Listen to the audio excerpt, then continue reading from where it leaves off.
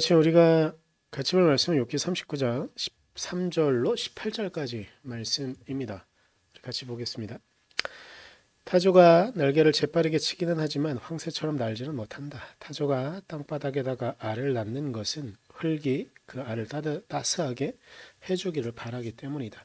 그러나 그 알이 발에 밟혀서 깨어질 수 있음을 알지 못한다. 들짐승이 그 알을 짓밟을 수도 있음을 알지 못한다. 타조는 알을 거칠게 다루기를 마치 제가 낳은 알이 아닌 것 같이 하고 알을 낳는 일이 헛수고가 되지는 않을까 하고 걱정도 하지 못하니 이것은 나 하나님이 타조를 어리석은 짐승으로 만들고 지혜를 주지 않았기 때문이다. 그러나 타조가 한번 날개를 치면서 달리기만 하면 말이나 말 탄 사람쯤은 우습게 여긴다.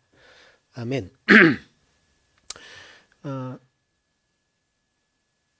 욥에게 나타난 하나님의 기나긴 연설 가운데 우리는 하나를 지금 보고 있는 겁니다. 하나님의 통치는 하늘, 땅, 지하 세계에 미친다라고 말하는 것이 우리가 앞전에 본 38장의 내용이라고 볼 수가 있습니다. 우리가 오늘 본 39장은 하나님의 통치가 야생 동물과 야생 왕국에 이어지고 있음을 증명하려고 하고 있습니다. 하나님은 욥에게 야생 동물의 영양 그리고 야생 동물이 자라게 하는 그것들을 공급할 수 있는 능력이 욥에게 있는지 묻습니다. 동물을 예를 들면서 말씀하시는데 핵심은 전체적인 내용은 지혜문학적인 형태를 띠고 있다고도 볼 수가 있어요. 근데 특이한 부분을 오늘 본문으로 좀 삼았는데 타조에 대한 이야기를 합니다. 13절부터 18절까지 나오는 게 타조에 대한 풍자이지요. 그런데 지금이야 이런 저런 여러 자연계의 관찰을 통해 생태를 통해 보고 있는데 이 욥기가 쓰여질 당시만 해도 타조는 어리석은 동물의 대표적인 상징적인 동물로 여겨졌었습니다. 여기서 잠깐 실제 이야기를 좀 하면 타조는 수컷이 모래 위에 만든 오목한 곳에다 암컷이 한 마리당 8개, 6개에서 8개 알을 낳는다고 그래요. 그리고 그래서 한 둥지 안에 암컷 여럿이 15개에서 30개 혹은 간혹 60개까지도 보고된 적이 있다고 하여튼간 일반적으로는 평균 15에서 30개의 알을 모아 둡니다. 그리고 타조의 특이한 부분이 있는데 알을 낳는 것은 암컷이고 알을 품는 것은 수컷입니다. 근데 그 수컷이 품고 있는 기간은 대략 한 40일에서 42일 정도가 되는 게 동물의 세계 같지만 관찰에 의한 결과물이 이렇다고 합니다. 다시 본문으로 좀 돌아가서 일단 타조를 어떻게 보고 있는가? 13절부터 계속 이어지는 것들은 동물들을 보면서 하나님 그리고 인간 그리고 오늘 어찌 보면 타조는 욥과 같은 모습을 갖고서 이제 비유를 하시는 건데 타조, 말, 매, 독수리 예를 들면서 설명을 하기 시작합니다. 그런데 욥은 타조에 비유를 해요.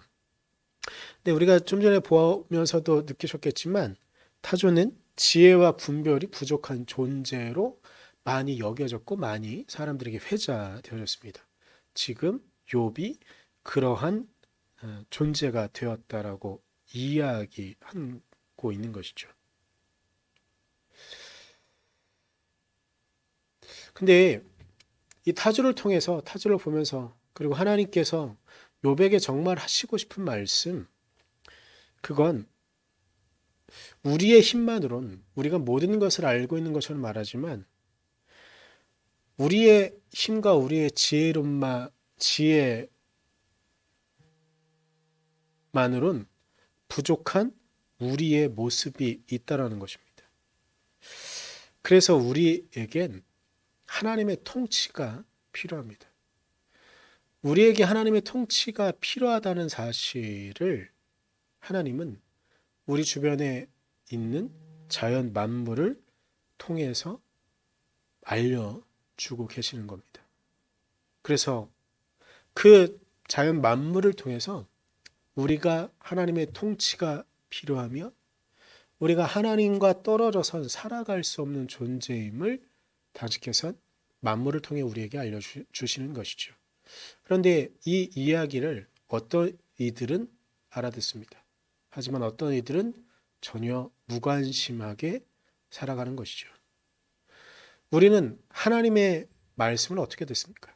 만물을 통해 하루하루 살아가는 일상의 변화, 대한민국은 특별히 계절의 변화도 너무나 뚜렷하고 날마다 그리고 오전과 저녁, 오후 기온이 달라지는 이 묘한 자연을 살아가면서도 그리고 때때마다 비가 오기도 하고 태양볕이 따갑게 비추기도 하고 만물을 통해 하나님은 우리에게 말씀하시는데 과연 우리는 그 말씀을 받아들일 준비가 되어 있을까요?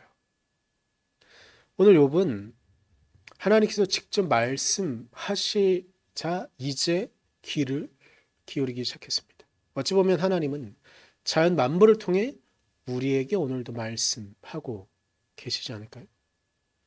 우리는 그 음성을 들을 준비가 되어 있습니까? 아니면 여전히 우리의 삶에 매몰되어져 있어서 우리가 가는 눈 앞만, 땅바닥만 고개를 들지도 못하고 시야를 넓혀보지도 못하는 인생을 살아가고 있는지, 아니면 만물을 통해 당신의 뜻을 비춰주고 있는 하나님의 그 음성을 듣고 있는지 우리 스스로 물어보고 오늘 하루 그 답을 찾아볼 수 있는 하루가 되어지기를 소망해 봅니다. 기도하겠습니다. 주님, 우리가 주님 은혜 안에 주님의 말씀 안에 나아가기를 소망합니다. 하나님 은혜로 우리를 붙잡아 주시고 하나님 능력으로 우리를 붙잡아 주셔서 우리가 온전히 하나님 은혜 안에만 있도록 하시고 만물을 통해 말씀하시는 하나님의 안에 자연 세계의 질서 정연한 그 모습을 통해 말씀하시는 하나님의 안에 하나님 그 음성을 그 말씀을 우리가 들을 수 있는 지혜 그 마음을 허락하여 주시옵소서. 그리하여 우리를 사랑하시는 당신의 그 사랑을 발견할 수 있도록 우리를 지키시고 우리를 이끌어 주시옵소서. 하나님 당신께서 그렇게 우리를 이끌어 주실 길을 간절히 소망하며 예수님의 이름으로 기도드렸습니다. 아멘.